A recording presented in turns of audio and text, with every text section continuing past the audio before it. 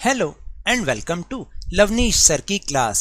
This is Directorate of Education GNCT of Delhi's worksheet number 28, and it is only for class 6 students. It has taken from the subject mathematics, and we will learn and understand in practical geometry perpendicular bisector of line segment in this worksheet. So students, आज की इस worksheet में हम chapter पर practical geometry में से perpendicular bisector of line segment के बारे में डिस्कशन करेंगे।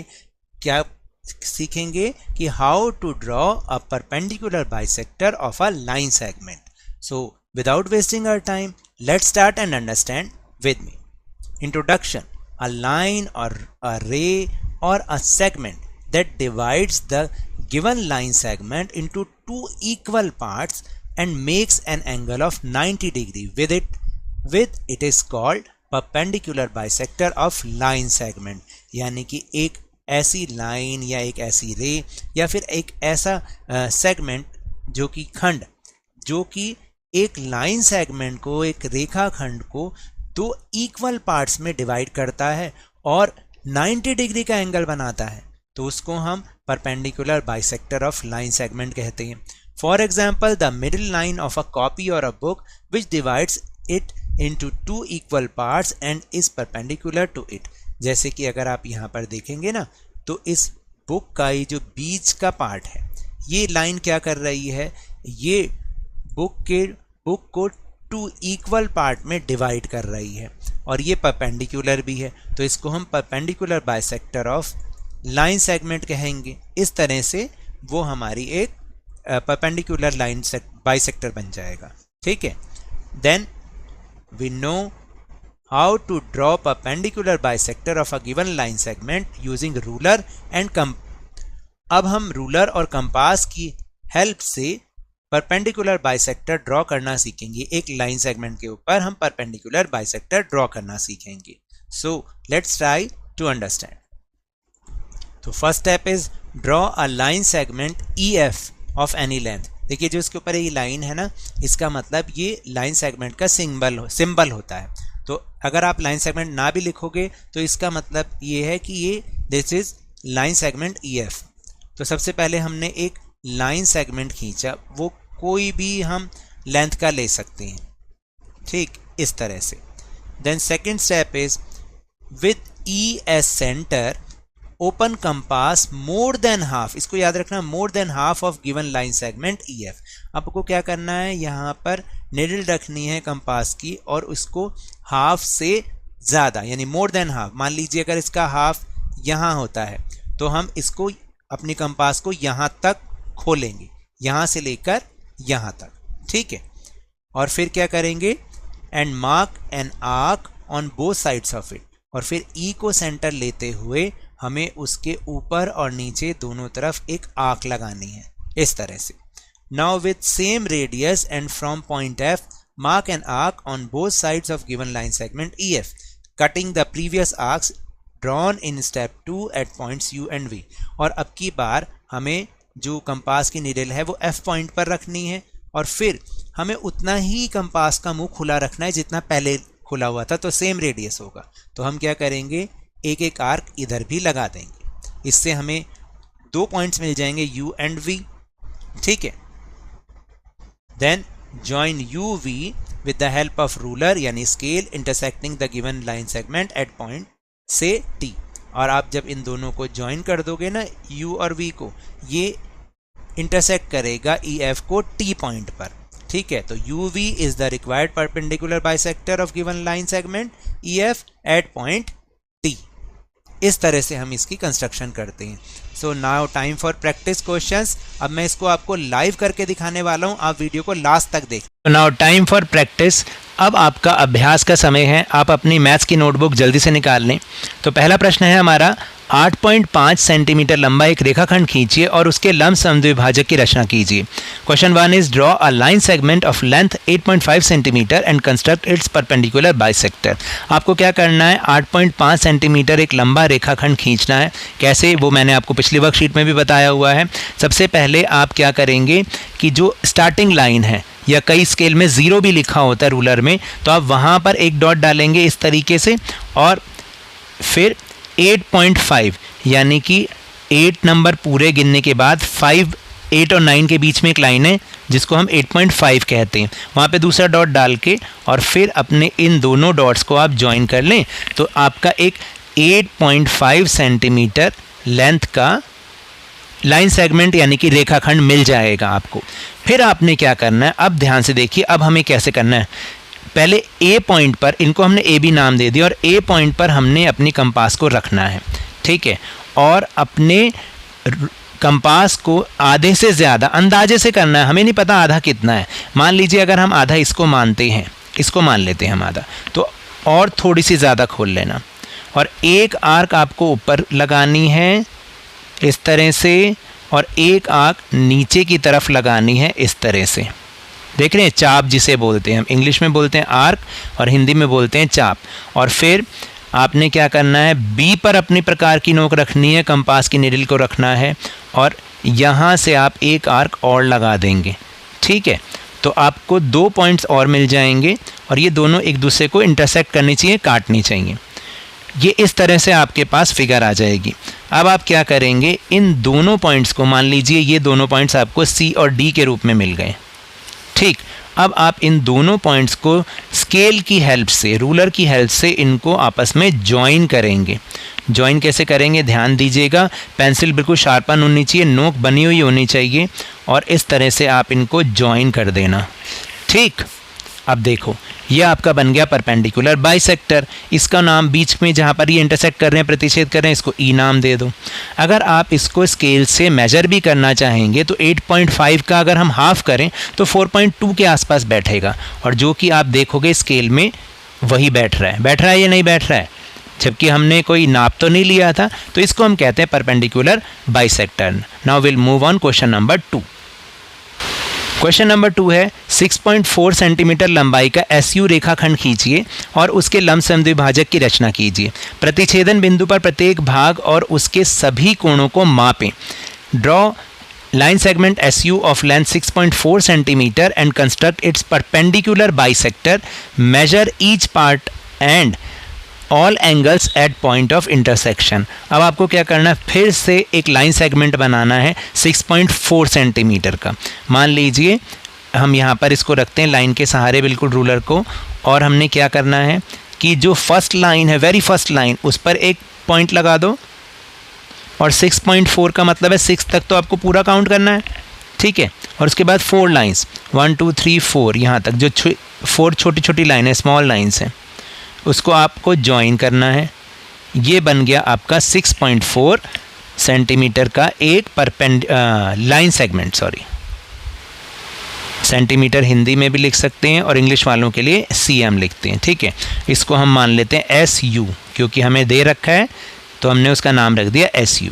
अब क्या करना था, याद करो, मैंने आपको बताया था कि पहले S पॉइंट पर अपनी प्रकार की नोक रखनी है हमें, और इस लाइन सेगमेंट का आधे से ज़्यादा अंदाज़ा करना है आपको नहीं पता आधे से ज़्यादा कितना होता है। मान लीजिए यहाँ पर मेरे को ऐसा लगता है कि आधा है, तो मैं उससे थोड़ी सी ज़्यादा और खोल लूँगा अपनी कंपास को, और फिर ऊपर भी एक आर्क लगानी है।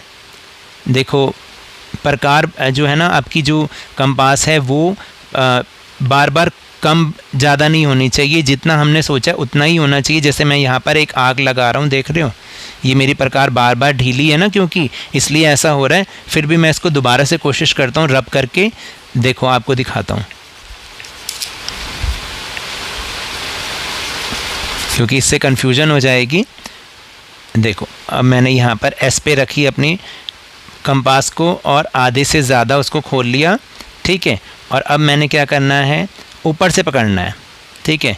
एक आँख मैंने लगा दी यहाँ पर और एक आँख लगा दी मैंने यहाँ पर, ठीक है, ऐसे, यानी एक चाप लगा दी ऐसे और एक चाप लगा दी ऐसे। अब U पॉइंट पर रखूँगा, ठीक है, और ऐसे इसको कट कर दूँगा, ठीक। 2 पॉइंट्स मुझे मिल गए हैं, देखो इसको ध्यान से, और मुझे इसको किससे, रूलर की हेल्प से इसको जॉइन करना है। बिल्कुल पॉइंटेड पेंसिल होनी चाहिए, नहीं तो ख़राब हो जाएगा सारा। ये मैंने इसको ज्वाइन कर दिया, देख रहे हैं यहाँ पर भी मुझे एक पॉइंट मिल गया था और यहाँ पर भी एक पॉइंट मिल गया। अब वो कहते हैं कि इसके जो एंगल्स हैं प्रत्येक भाग को, यानी इसके जो साइड्स हैं उनको भी मेजर करके देख लो। 6.4 का आधा क्या होगा, 3.2 होगा। अगर आप 3.2 आ जाता है इसका मतलब बिल्कुल सही आया है हमारा। आप मेजर करके देखोगे बिल्कुल 3.2 पर ही आ रहा है, जो कि दो बराबर 6.4 को 3.2 के दो बराबर पार्ट में इसको डिवाइड कर रहा है। और अगर आप एंगल को मेजर करेंगे तो एंगल किससे, एंगल के लिए ये हमारे पास d होता है आपके ज्योमेट्री बॉक्स में। और ये देखिए कितने डिग्री का एंगल आएगा, मैं आपको दिखा भी देता हूँ। यहाँ पर बिल्कुल 90 डिग्री का आ रहा है, दोनों तरफ ये 90 डिग्री का बन रहा है। देख रहे हैं ना आप, ये लाइन जो जा रही 90 डिग्री की, तो इसलिए ये दोनों एंगल बन गए 90 डिग्री के, ठीक। और नीचे भी अगर करेंगे ये भी 90 डिग्री होगा और ये भी 90 डिग्री होगा। इस तरह से हमें इसको करना है। Now will move on question number 3। Question number 3 है 16 सेंटीमीटर लंबा एक रेखाखंड खींचिए, रूलर और प्रकार की सहायता से इसे 4 बराबर भागों में बांट लें। Draw a line segment of length 16 centimetre using ruler and compass, divide it into 4 equal parts. अब इसको कैसे करना है देखिए, थोड़ा सा ये ध्यान कीजिएगा, जो छोटा स्केल होता है ना ये केवल 15 सेंटीमीटर तक ही होता है। तो आप इसके लिए एक बड़ा स्केल ले लें। अभी मेरे पास बड़ा स्केल नहीं है तो मैं 15 सेंटीमीटर के बाद 1 सेंटीमीटर और ले लूँगा तो 16 बन जाएंगे। लेकिन आप इसके लिए बड़ा रूलर ले लीजिएगा ताकि पूरा आपको सही ढंग से वो बना पाएँ आप उसको, ठीक है। अब आपको क्या करना है देखिए, पहले तो 16 सेंटीमीटर लेना है हमें। तो 16 सेंटीमीटर के लिए पहले मैं क्या करूँगा, अगर आपके पास छोटा स्केल है तो पहले तो 0 पर एक पॉइंट लगाया, यानी फर्स्ट लाइन पर जो बिल्कुल वेरी फर्स्ट लाइन है, और 15 पर एक पॉइंट लगा दो, ठीक है। उसके बाद 1 सेंटीमीटर और ले लो, जो हमारा हो जाएगा पूरा, कोई दिक्कत नहीं आएगी उसमें। ये है यहाँ पर, तो इस तरह से ये हमारा पूरा 16 बन जाएगा यहाँ से यहाँ तक। अब मैं इनको ज्वाइन कर लूँगा आपस में। ऐसे भी कर सकते हैं, अगर बड़ा स्केल ना हो तब भी हम इसको 16 सेंटीमीटर तो कर ही सकते हैं, ठीक है। अब यहाँ पर आप इसको ज्वाइन कर दोगे, ये आपका बन गया 16 सेंटीमीटर एक लाइन सेगमेंट, ठीक है। और इसका नाम आप ए बी रख लो, जब कुछ नहीं दे रखा होता ना तो ए बी रख सकते हैं हम बहुत इजीली। अब हमें करना क्या है, अब हमें इसे 4 पार्ट में डिवाइड करना है। तो सबसे पहले हमें ए पर अपने कंपास की निडल को रखना है। किसको, कंपास की निडल को ए पर रखना है, ए पॉइंट पर। और इसको मोर देन हाफ यानी आधे से ज़्यादा, तो आधे से ज़्यादा मैंने इतना ले लिया, देखिए हो सकता है इतना, आधे से ज़्यादा इतना ही बैठेगा लगभग। और मैंने एक आर्क लगा दी यहाँ पर और एक आर्क लगा दी नीचे की तरफ, ठीक। अब बी पॉइंट पे रखा और आर्क लगा दी ऐसे, ठीक। तो मेरे को इसका हाफ मिल जाएगा, मुझे इसका क्या मिल जाएगा, हाफ मिल जाएगा, जो कि 8 सेंटीमीटर होना चाहिए या नहीं होना चाहिए।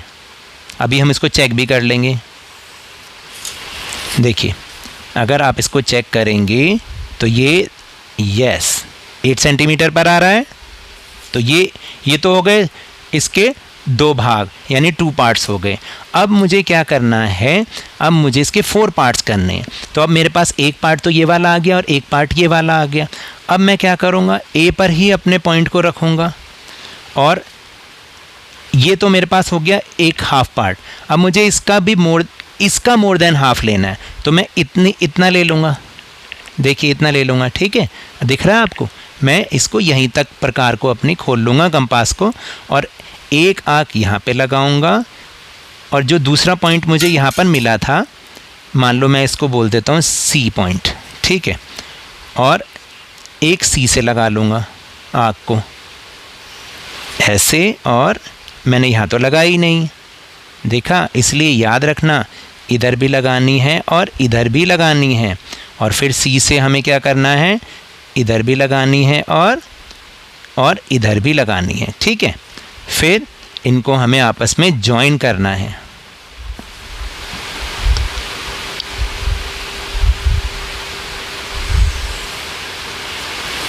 ठीक है, थोड़ा सा मेरा स्केल हिल गया तो आपको ऐसे करना है। अब सेम यही चीज़ आपको इधर भी करनी है, मोर देन हाफ खोलना है, ठीक। और यहाँ पर भी एक आर्क और यहाँ पर भी एक आर्क इस तरह से, और इसी तरह से बी पर रखेंगे आप, यहाँ पे भी इसको काटेंगे, इंटरसेक्ट करेंगे, इसको भी करेंगे, ठीक है, और इसको आप ज्वाइन कर लेंगे।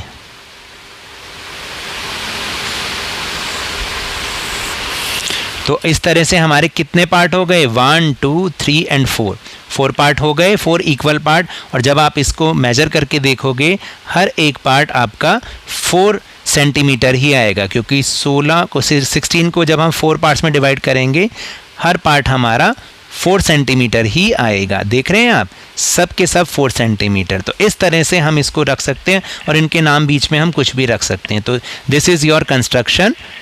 सो टेलीग्राम ऐप पर भी हमने अपना चैनल लवनीश सर की क्लास बनाया है, जिसका लिंक आपको इस वीडियो के डिस्क्रिप्शन बॉक्स में मिल जाएगा। वहां से आप अगर हमारे उस चैनल को ज्वाइन करेंगे तो आपको सारी वीडियोस के लिंक एक साथ एक जगह पर मिल जाएंगे। So now that's all for this worksheet. अगर मेरे इस तरह समझाने से अब आपको थोड़ा सा भी समझ में आने लगा हो तो आप इस चैनल को और ज़्यादा सब्सक्राइब करें, लाइक करें, शेयर करें, और remember, whenever you will go outside, please wear your mask। और जब भी आपकी टर्न आए कोरोना की वैक्सीनेशन ज़रूर लगवाएं, क्योंकि कोरोना को हराना है और ज़िंदगी को एक बार फिर से सुहाना बनाना है। इसी उम्मीद के साथ थैंक यू वेरी मच।